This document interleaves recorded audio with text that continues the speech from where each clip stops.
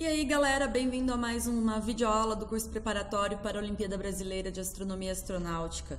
Quem fala com vocês novamente é a professora Mônica. Então vamos lá, né galera?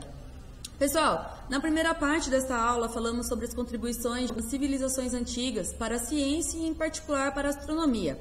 Nós paramos, galerinha, na discussão sobre a civilização grega, lembram disso? Lembrando que a ideia de poder compreender o mundo através da observação e do raciocínio humano apareceu na Grécia, né? Apesar dos deuses ainda apresentarem papel importante na sociedade grega, eles não eram mais considerados necessários para entender a natureza. Essa tarefa foi assumida pelos filósofos. Então, moçada, paramos nesta parte da discussão. Caso você não lembre de algumas coisas, alguns aspectos discutidos na primeira parte da aula, retome o vídeo, assista novamente, ok? Bom, o primeiro grande nome que vamos citar é de Tales de Mileto, que nasceu por volta de 624 a.C.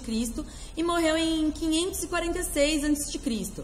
Moçada, ele introduziu na Grécia os fundamentos da geometria e da astronomia, trazidos por ele do Egito. Ele é reconhecido por seu uso teórico e prático e inovador da geometria, vindo a formular aí dois teoremas importantes, sendo que um deles leva o seu próprio nome. Ele pensava que a Terra era um disco plano e uma vasta extensão de água, e juntamente com o seu discípulo Anaximandro de Mileto, ele foi um dos primeiros a propor modelos celestes baseados nos movimentos dos corpos celestes, e não nas manifestações dos deuses, como era feito, antes dele. Para Aristóteles, pessoal, um filósofo que vamos comentar um pouquinho nesta videoaula, Tales de Mileto teria sido o primeiro filósofo da história da humanidade. Bom, apesar disso, foi Pitágoras o primeiro a utilizar o termo filósofo para referir-se a si mesmo. Pessoal, Pitágoras de Samos, reconhecido pelo teorema que também leva o seu nome, foi um filósofo grego que viveu entre 572 a 497 a.C. Ele é responsável pelo surgimento da palavra matemática e a sua concepção como um sistema de pensamento baseado em provas dedutivas, e também pela fundação da escola pitagórica. Moçada, ele acreditava na esfericidade da Terra, ou seja, que a Terra era uma esfera. Também na esfericidade da Lua e de outros corpos celestes. Ele enfatizou a importância da matemática na descrição dos modelos cosmológicos que pudessem ser comparados aos movimentos observados dos corpos celestes, em cuja regularidade ele via, olha que beleza, uma harmonia cósmica. Moçada, os pitagóricos, seguidores de Pitágoras, foram os primeiros a chamar o universo de cosmos, palavra que implicava em ordem racional, simetria e beleza.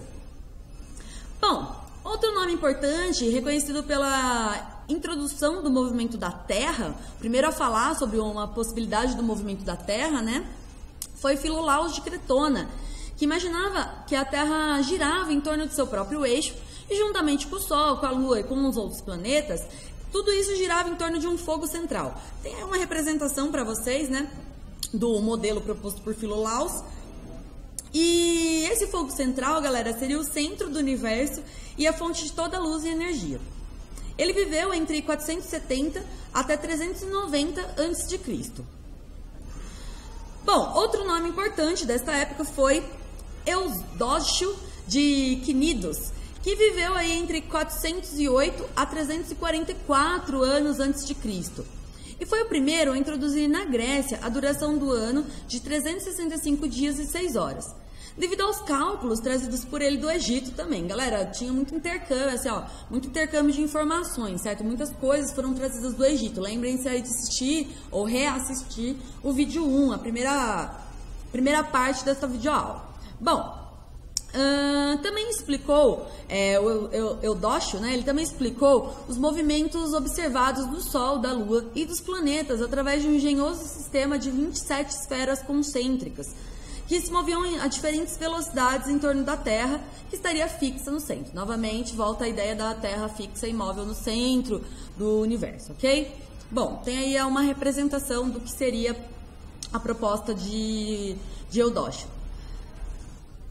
Reconhecido também como um dos principais filósofos gregos, a gente não poderia deixar de falar de quem? De Aristóteles de Estagira, que viveu aí entre 384 a 322 anos antes de Cristo. Ele coletou e sistematizou o conhecimento astronômico do seu tempo, procurando explicações racionais para todos os fenômenos naturais. Ele explicou que as fases da Lua dependem do quanto da face iluminada da Lua pelo Sol está voltada para a Terra, ou seja, ele já tinha a concepção de que a Lua é um corpo iluminado, certo? Ela não produz luz própria, ou seja, então o que nós vemos aqui da Terra é a parte dela que está sendo iluminada pela luz do Sol, né?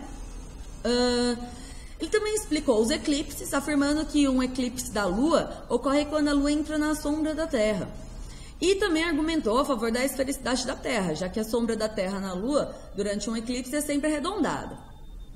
Vale destacar que Aristóteles, galera, ele defendia o geocentrismo, ou seja, ele defendia que a Terra estaria imóvel no centro do sistema, argumentando o seguinte, que se a Terra estivesse em movimento, os corpos cairiam durante esse movimento.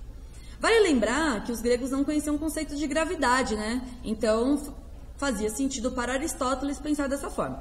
Aristóteles também afirmava que o universo era esférico e finito. Bom, já que a gente falou um pouquinho de modelo geocêntrico, o primeiro a propor um modelo heliocêntrico, pessoal, que consistente com o sistema solar e antecipando Copérnico aí em quase 2000 anos, foi Aristarco de Samos, que viveu entre 310 a 230 anos antes de Cristo. Ele foi capaz de arranjar os planetas na ordem de distância ao Sol, que é aceita hoje. Então, qualitativamente, ele acertou, ele distribuiu bonitinho os planetas em relação ao Sol. E desenvolveu um método para determinar distâncias relativas do Sol e da Lua até a Terra. Ele também mediu os tamanhos relativos da Terra, do Sol e da Lua, e mesmo encontrando valores muito inferiores aos conhecidos atualmente, ele concluiu que o Sol não poderia orbitar a Terra, porque um corpo tão grande como o Sol não poderia orbitar um corpo tão pequeno quanto a Terra. Então, assim, era baseando-se nesse argumento que ele propôs o seu modelo heliocêntrico. Porém, esse modelo ele não foi bem aceito, né? A gente vai falar um pouquinho sobre referência e tudo mais, sobre o movimento aparente do Sol, né? Que na verdade o Sol não está se movimentando, mas era o que se acreditava numa aula específica sobre isso, mas ele já tinha essa concepção. Difícil era entrar em acordo com todos os outros pensadores daquela época. Bom, a esfericidade da Terra, galerinha, ela era aceita por muitos filósofos da época, mas foi Eratóstenes de Cirene, que viveu entre 276 a 194 anos antes de Cristo, o primeiro a medir o diâmetro da Terra, obtendo um valor muito próximo do que é aceito atualmente. Ele notou que na cidade egípcia de Siena, no primeiro dia de verão, ao meio-dia, a luz solar atingiu o fundo de um poço, ou seja, o Sol incidia perpendicularmente à Terra lá em Siena, formando um ângulo de 90 graus com a superfície. Pessoal, olha a representação do lado direito da tela. Nós temos ali o poço em Siena e a luz atingindo o fundo do poço, ou seja, formando um ângulo de 90 graus com a superfície, ok? Bom, o que é mais? Ele sabe o seguinte, em Alexandria, situada ao norte de Siena, no mesmo dia, no mesmo horário, isso não acontecia. Então ele já tinha essa informação. No mesmo dia, no mesmo horário, não acontecia o que ele observava em Siena. E aí, gente, medindo a sombra de um bastão vertical, Eratóstenes observou que em Alexandria, no mesmo dia e na mesma hora, o Sol estava aproximadamente 7 graus ao sul. Pessoal, formando aí uma pequena sombra. Então, olha ali na nossa representação. O bastão seria ali a coluna em Alexandria, ok? E eu teria uma formação de uma pequena sombra. Essa angulação que gera essa formação de sombra, ela era de aproximadamente 7 graus, ok? Medindo, então, a distância entre a Alexandria e Siena, ele conseguiria fazer o cálculo do diâmetro. Como que ele fez isso? A distância entre Alexandria e Siena era conhecida como de 5.000 estádios. Vale lembrar que um estádio é uma unidade de distância usada na Grécia Antiga e equivale a 50 dias de viagem de camelo. E aí você tem que considerar que o camelo viaja 16 km por dia. Logo, se a gente fizer esse cálculo, moçada, nós temos uma distância de aproximadamente 800 km entre Siena e Alexandria. Bom, outra coisa que a gente deve considerar é o seguinte, que 7 graus, que é a angulação observada por ele, corresponde a 1/50 de um círculo. Bom, você pode fazer esse cálculo também. Se você dividir os 360 graus, né, que seria a circunferência completa, se você dividir 360 graus por 7, você obtém um valor de 51,4 e algumas outras casas decimais. Então, aproximadamente 1/50, ok? Sendo assim, se você tem uma angulação de 1/50 da circunferência completa, você deveria ter uma distância aí de 1/50 do perímetro completo, ok?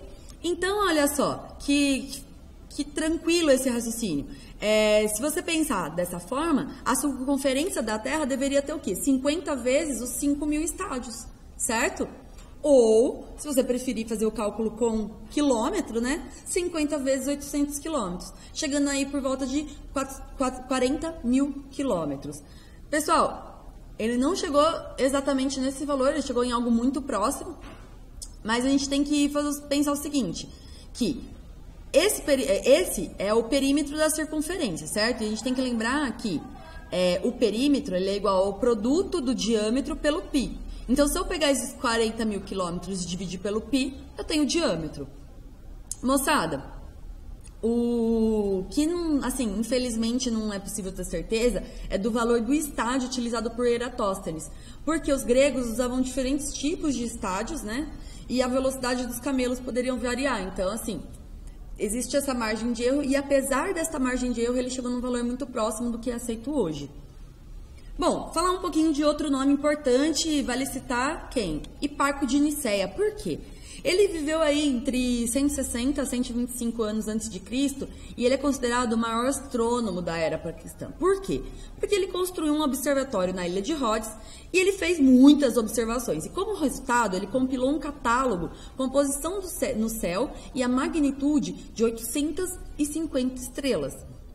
Para a gente entender um pouquinho a questão da magnitude, para ele especificava o brilho da estrela através da magnitude. Ele dividia isso em 6 categorias, de 1 até 6, sendo 1 para mais brilhante e 6 para mais fraca, que fosse visível a olho nu, ok?